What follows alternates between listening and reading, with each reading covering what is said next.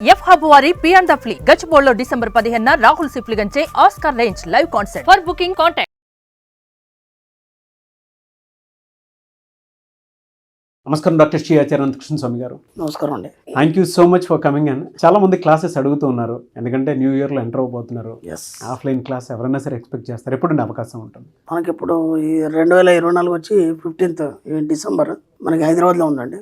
అలాగే మనకి 22nd special class ఇంతకుముందు కూడా చెప్పుకున్నాం మనం. స్పెషల్ క్లాస్ చాలా రష్ ఉంది, తొందరగా ఎన్రోల్ చేసుకోవాలి. 29 డిసెంబర్ వచ్చి మనకి అనంతపూర్లో ఉందండి. ఓకే. అలాగే 26 జనవరి 25 వైజాగ్లో ఉంది. 2nd ఫిబ్రవరి మనకి తిరుపతిలో ఉంటుంది. అలాగే 16th ఫిబ్రవరి మనకి బెంగళూరులో ఉంటుంది. 2nd మార్చ్ 2025 మాత్రం విజయవాడలో ఉంటుంది. అలాగే మనకి జనవరి 5వ తారీఖు దుబాయ్లో క్లాస్ ఉంటుంది. ఈగర్లీ వెయిటింగ్ ప్రతి క్లాస్. ఎస్.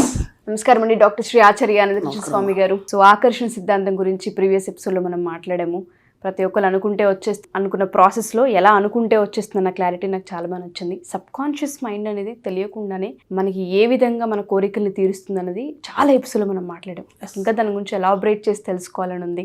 దాని గురించి ఏమైనా వివరణ ఇవ్వగలరా? ఇక్కడ మనము ఈరోజు కొన్ని విషయాలు చెప్పుకున్నాము. సబ్ కాన్షియస్ మైండ్ చేసే అద్భుతాలు, అదే మన సుప్త చేతనాత్మ మనసు ఏమేం చేస్తుంది ముందు అది తెలియాలి కదా. మనం ఏమేం చేస్తున్నామంటే ఇప్పటివరకు మన సబ్జెక్ట్ అంతా సబ్ కాన్షియస్ మైండ్ మీద ఆధారపడింది, సుప్త చేతనాత్మ మనసు మీద ఆధారపడింది. అంటే దానికి ఎవరు పని చెప్పట్లేదు, అది ఎందుకుందో కూడా ఎవరికి తెలియదు. అది ఖాళీ ఉంది కాబట్టి మనం దానికి పని చెప్తున్నాం. అర్థమైంది? అది ఖాళీ ఉంది కాబట్టి మనం పని చెప్తున్నాం. ఇప్పుడు ఒక నలుగురు ఏదో ఫంక్షన్ ఉంది, ఆ ఫంక్షన్ అడవుడికి అందరు తిరుగుతుంటారు. మనకి ఏదో అర్జెంట్ అవసరం ఉంది, అక్కడ ఒక వ్యక్తి ఖాళీ ఉన్నాడు అనుకో, ఒరే ఇలా రారా అని వాడికి పని చెప్తాం. అర్థమైందా? చెప్పకపోతే వాడిని అవమానించిన పట్టతే మనం. ఇది కూడా బాగా గుర్తు. ఇక్కడ ఏం చెప్తారంటే, నీ సుప్త చేతనాత్మక మనసు 24 గంటలు నీతోనే ఉంటుంది, నీ ఆజ్ఞకై ఎదురు చూస్తుంది. ఒకవేళ కనుక నువ్వు దానికి ఏమీ పని చెప్పకపోతే నువ్వు దాన్ని అవమానించినట్టే లెక్క.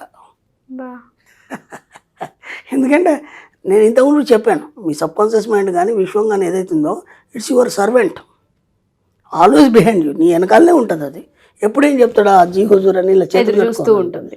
ఇప్పుడు ఒక వ్యక్తిని మనం పెట్టుకున్నాం పనిలోకి, ఏదో ఇంటి పనికో దేనికో పెట్టుకున్నాం. వాడు మార్నింగ్ టైంకి వచ్చాడు, నీ పని నువ్వు చేసుకుంటూ పోతున్నావు, వాడు అక్కడ నిల్చున్నాడు. అలా 2-3 గంటలు ఆడ వెయిట్ చేస్తున్నాడు, మీరేం పని చెప్పలేదు అనుకో, వాడికి ఎంత ఇన్సల్ట్ అనిపిస్తుంది. అరే నన్ను ఎందుకు రమ్మన్నాడు, అసలు ఏం పని చెప్పట్లేదు, శాలరీ ఇస్తున్నాం అన్నీ చేస్తున్నాం, వాడికి ఏం పని చేయకుండా వాడి ప్లేస్లో అదే పని ఇంకా వేరే వాళ్ళకి చెప్తున్నావు అనుకో, వాడికి ఎంత ఇన్సల్ట్ అవుతుంది. అలాగే నీ సుప్త చేతన మనసుకి ఎప్పుడు కూడా ఏదో ఒక పని చెప్తుండాలి. అదేమేం చేస్తుంది, ఎలాంటి అద్భుతాలు చేస్తుంది. ఇక్కడ విచిత్రం ఏం జరుగుతుందంటే, ఫస్ట్ జ్ఞానాన్ని తీసుకుంటే ప్రపంచంలో ఇప్పటి వరకు ఎక్కడ లేని జ్ఞానాన్ని నీకు ప్రసాదిస్తుంది. అంటే కొత్త కొత్త విషయాలు కనుగొనడం కానీ, ఎవరికి తెలియనటువంటి విషయాల్ని నువ్వు ప్రపంచానికి తెలియజేయడం కానీ, లేదంటే ఒక చిన్న ఎగ్జాంపుల్ చెప్తాను. ఒక మెకానిక్ ఉన్నాడు, తన టెక్నాలజీలో ఎంతకు అంతు పట్టదు, ఎంతోమంది ప్రయత్నం చేస్తారు ఆ మిషనరీ గురించో దేని గురించో, ఎవరికి రాదు ఆలోచన. సడన్గా ఈ వ్యక్తికి ఆలోచన రావడం. దీనికి ఒక ఎగ్జాంపుల్ చెప్తాను, మనం ఇంతకుముందు కూడా ఎక్కడక్కడ విని ఉంటాం. ఆయన సార్ ఒకసారి నేను రిపీట్ చేస్తాను. ఒక పెద్ద మోటార్ కారు యజమాని ఉన్నాడు. ఆయన ఏమన్నాడంటే, ఒక 10 మంది ఇంజనీర్లను పిలిచాడు. ఓకే, పిలిచేసి ఆటోమొబైల్ ఇంజనీర్స్ పిలిచి నాకు ఒక అద్భుతమైన వాహనం తయారు చేయమన్నాడు ఆయన. ఓకేనా? అది ఎలా ఉండాలంటే ఇప్పటి వరకు ప్రపంచంలో ఉండదు, అది అంత మోడిఫైగా ఒక టాప్ ఎండ్ లెవెల్లో దాన్ని తయారు చేయాలి. అది నాకు నచ్చకపోతే దాన్ని డిస్మెంటల్ చేస్తాను, నాకు నచ్చే విధంగా మీరు చేయాలి. ఎలా ఉండాలని నేను చెప్పను, చూడగానే ఎంత బాగుంది, నాకు ఇది కావాలనిపించాలి అని చెప్పేశాడు. టేక్ యువర్ ఓన్ టైం, ఇంత టైం అని ఇచ్చేసాడు వాళ్ళకి. ఓకే, అయిపోయింది, టైం అయిపోయింది. ఒక 6 నెలలు టైం ఇచ్చారు. ఎక్సలెంట్ వెహికల్ తయారు చేశారు వాళ్ళు. తయారు చేసిన తర్వాత సమాచారం అందించారు, ఏమంటే వెహికల్ రెడీ అయిపోయింది. అప్పుడు ఈ ఎవరైతే ఉన్నారో బాస్ దాన్ని చూడడానికి వెళ్ళాడు ఆయన. ఓకే, మెల్లిగా ఆ షెడ్ అంతా కలరింగ్ చేసి మంచిగా డిజైన్ చేశారు, అంతా చేశారు. ఇతను అక్కడికి వెళ్ళాడు. వెళ్ళిన తర్వాత షట్టర్ ఓపెన్ చేశారు. చూడగానే వావ్ అన్నాడు ఆయన, ఎందుకంటే అంత అద్భుతంగా తయారు చేశారు. ఓకే, ప్రపంచంలో ఎక్కడ లేదు అంత అద్భుతంగా కలరింగ్ కానీ ఆ షైనింగ్ కానీ ప్రతి పార్ట్ కూడా చాలా కేర్గా చేశారు వాళ్ళు. వెళ్ళి దాన్ని స్పృశించాడు, చేశాడు, అంత బాగుంది. రైట్, అంతా ఓకే కదా, ఓకే, ఇప్పుడు దీన్ని బయటికి తీయండి అన్నాడు. డ్రైవర్ కూర్చుండి తీద్దామని తీస్తున్నాడు. తీస్తుంటే ఏమైంది, ఆ షెడ్ పైన తగులుతుంది అది ఒక 2 ఇంచులు కారు. ఇప్పుడు అది ఎలా బయటకు వస్తుంది, ఏదైనా సరే ఇప్పుడు అది బయటికి తీయాలి. కొందరు అన్నారు ఏం లేదు, ఆ పైన టాప్ తీసేస్తే అది ఆలోచన వచ్చింది కదా, తీసేస్తే బయటకు వస్తుంది కదా అన్నాడు. ఈ బాస్ అన్నాడు కదా, ఎక్కడ ఏది డ్యామేజ్ చేయకుండా దాన్ని బయటికి తీయండి. ఎందుకంటే మీరందరూ ఇంజనీర్లు కదా, మీకు ఐడియా ఉండాలి కదా, దాని హైట్ అవన్నీ చూసుకొని చేయాలి కదా. ఇప్పుడు ఎలాంటి డ్యామేజ్ లేకుండా మీరు బయటికి తీయండి అని అందరూ ఆలోచిస్తున్నారు. అక్కడ ఆలోచిస్తుంటే ఎవరికి అందుపట్టట్లేదు. ఆ డ్యామేజ్ చేయకుండా దాన్ని తీయలేం. ఈయనేమో డ్యామేజ్ చేయొద్దు అన్నాడు. అక్కడ వాచ్మెన్ ఉన్నాడు. అప్పటి నుంచి డిస్కషన్ తింటున్నాడు ఆయన. ఈయన మధ్యలో సార్ అంటున్నాడు. వాచ్మెన్ కాబట్టి ఎవరు పట్టించుకోరు. ఎందుకో ఈ ఓనరు ఏంట్రా అప్పటి నుంచి ఏదో చెప్పాలనుకుంటారు ఇలా రా అన్నాడు. ఏం లేదు సార్, దాన్ని డ్యామేజ్ చేయొద్దన్నారు, అది బయటికి తీయాలన్నారు. ఎలా తీయాలనేది అందరూ తర్జుమా పడుతున్నారు. నాకు ఒక చిన్న ఐడియా వచ్చింది చెప్పమంటారు. చెప్పు, దాంట్లో తప్పే ఉందన్నాడు. సింపుల్ సార్, ఆ టైర్లలో 2 ఇంచులు గాలి తీసేయండి, బయటకు వచ్చేస్తుంది. ఇప్పుడు అది డ్యామేజ్ కాలేదు, వెహికల్ బయటకు వచ్చేస్తుంది. అంటే ఎవరికి తెలియని జ్ఞానం నీకు తెలియజేస్తుంది సుప్త చేతనాత్మక మనస్సు. అది ఎవరనేది కాదు. అక్కడ చదువుతో సంబంధం లేదు, ఏజ్తో సంబంధం లేదు, దేనితో సంబంధం లేదు. కాబట్టి ఎవరికి రాని ఐడియాలు మీకు రావడం మీలో ఉన్న జ్ఞానాన్ని బయటికి తీసి ప్రపంచానికి తెలియజేస్తుంది. సుప్త చేతనాత్మక మనస్సు చేసే అద్భుతం. అద్భుతం సార్. అది అలా చేస్తుంది. అంతే. ఆ గొప్ప గొప్ప ఆవిష్కరణలు అన్నీ కూడా ఇప్పటివరకు ఎవరు చేయలేదు. ఇప్పుడు థామస్ ఆల్వా ఎడిసన్ బల్బ్ కనుగొన్నాడు. 1000 సార్లు దాన్ని ట్రై చేస్తాడు, వెలుగుతుంది, ఆరిపోతుంది. ఎందుకు? అప్పుడు ఆయనకి ఏం ఆలోచన వచ్చింది, దాంట్లో ఉన్న పిగ్మెంట్ మార్చాలని ఆలోచన. పిగ్మెంట్ మార్చగానే వెళ్తూపోయింది. ఎప్పుడు మనం ఏమనుకున్నామంటే రాత్రి కాగానే దీపం ముట్టించాలి, వత్తి ముట్టించాలి, కృష్ణాయలు పోయాలి, ఇదే ఆలోచన. ఇదంతా లేకుండా ఇంకేదైనా కనుగొనే ఆలోచన ఎవరికి రాలేదు కదా. మరి థామస్ ఆల్వా ఆయన పెద్ద చదువుకున్నాడు. ఏమి చదువుకున్నాడు? 5వ తరగతి ఆయన 250 ఆవిష్కరణలు చేశాడు. అంటే నిరంతరం ఆలోచనల ద్వారా నీ లోపల ఉన్న జ్ఞానం అనేది బయటికి తీసేది సుప్త చేతనాత్మక మనస్సు. ఈ జ్ఞానానికి సంబంధించి అంత గొప్ప పనులు చేస్తుంది అది. ఓకే, నెక్స్ట్ ఇంకోటి చెప్పుకుందాం. ఇంకేం చేస్తుంది మన సుప్త చేతనాత్మక మనస్సు? ఇక్కడ విచిత్రం ఏం జరుగుతాయంటే, ఒక సమస్య వచ్చింది. అది ఎంత పెద్ద సమస్య అంటే ఎవరు తీర్చలేరు. పెద్ద పెద్ద మేధావులందరూ కూర్చున్నారు, డిస్కషన్ చేస్తున్నారు. అవన్నీ పక్కన పెట్టేస్తే మనం చిన్నది చెప్పుకున్నాం, అందరికి అర్థమయ్యేట్టు. ఒక ఫ్యామిలీ ఉంది. ఆ ఫ్యామిలీలో భార్యాభర్తలకు గొడవ వచ్చింది, అంటే అన్నదమ్ములకు గొడవ వచ్చింది. అక్కడ విచిత్రం ఏం జరుగుతుందంటే, అందరూ పంచాయతీ పెద్దలు కూర్చొని దాన్ని రోజుల తరబడి డిస్కస్ చేయడం.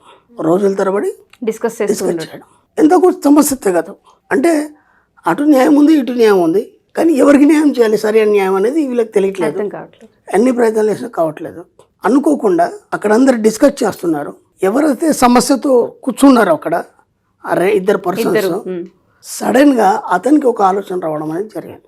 అంటే ఎలాంటి కఠిన సమస్య అయినా సరే దానికి పరిష్కరించే మనస్తత్వం నీ యొక్క సుప్త చేతనాత్మక మనసు ఉంటుంది. డిపెండ్ అవ్వకుండా. అంటే ఎందుకు జరుగుతుంది అంటే, ఇప్పుడు దాదాపు వారం రోజుల నుంచి ఆ డిస్కషన్ జరుగుతుంది. ఓకేనా? జరుగుతున్నప్పుడు పదే నువ్వు ఆ ఆలోచనలు కలిగి ఉండడం వల్ల ఏమవుతుందంటే, దానికి సంబంధించినటువంటి వైబ్రేషన్స్ ఒక సమస్య ముడిని విప్పి నీకు ఇచ్చేస్తాయి ఆటోమేటిక్గా. అంటే ఆ ముడిని విప్పేసి ఇంకో ఇలా అయితే బాగుంటుంది చెప్పేస్తాను. ఇప్పుడు వారం రోజుల నుంచి అందరూ చర్చిస్తున్నారు, అది తెగలేదు. ఈ అనుకోకుండా ఇతనికి వచ్చిన ఐడియా చెప్పడం వల్ల ఇదేదో బాగుందని వారం రోజులు చర్చిస్తున్న వాళ్ళు కూడా ఒకేసారి దాన్ని డన్ అంటారు. అంటే ఎలాంటి సమస్య అయినా, ఈ ప్రపంచంలో ఎలాంటి సమస్య అయినా, మనం ఇప్పుడు పెద్ద పెద్ద ప్రాజెక్టులలో కొన్ని సమస్యలు చేస్తుంటాయి. అవి ఎందుకు తెగవు? దాంతో కంపెనీ కొన్ని లక్షల కోట్లు కూడా లాస్ అయిపోతుంటుంది. కానీ ఎవరో ఒక వ్యక్తికి కానీ, లేదంటే దానికి సంబంధించిన వ్యక్తికి కానీ ఒక చిన్న ఆలోచన ద్వారా దాన్ని ఆపగలుగుతాడు. అంతమంది మేధావులు ప్రయత్నం చేసినా అక్కడ కాని సమస్యని, జటిలం అనే సమస్యని పరిష్కరించే యొక్క స్థితి యొక్క సుప్త చేతనాత్మక మనసు ఉంటుంది. ఒకటి జ్ఞానం, జటిలమైన సమస్యని తీర్చి జ్ఞానం. ఇది సుప్త చేతనాత్మక మనసు చేస్తుంది. ఇంకేం అద్భుతాలు చేస్తారు చూద్దాం.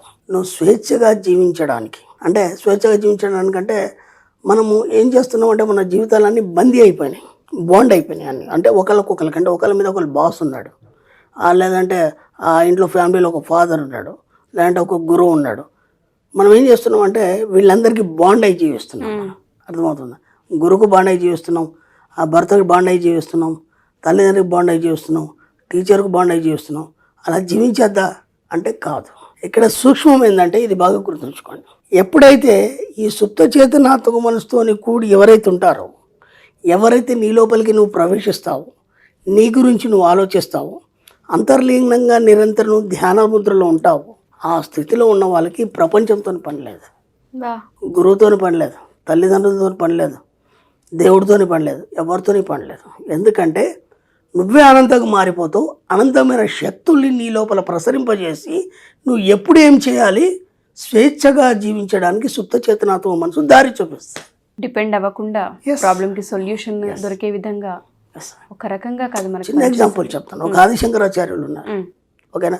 ఇంత పెద్ద జ్ఞానాన్ని పంపించాడు ప్రపంచానికి, ఇంత పెద్ద జ్ఞానాన్ని ఇచ్చిండు ఆయన, అవునా కదా. ఒక రమణ మహర్షి ఉన్నాడు, ఆయన మీద ఎవరు కమెండింగ్ లేరు, ఎవరైనా చెప్పేవాళ్ళు లేరు. తనకు తాను అంతర్లీనంగా ప్రయాణం చేసి నిరంతర ధ్యానంలో తనను తాను తెలుసుకొని ఇతరులకు జ్ఞానాన్ని పంచే స్థాయికి వెళ్ళిండు. ఇప్పుడు ఆయన స్వేచ్ఛగా తన యొక్క ఆలోచన ద్వారా స్వేచ్ఛగా ఉన్నాడా, ఇతరులకు బందీ అయి ఉన్నాడా? స్వేచ్ఛగానే ఉన్నారు.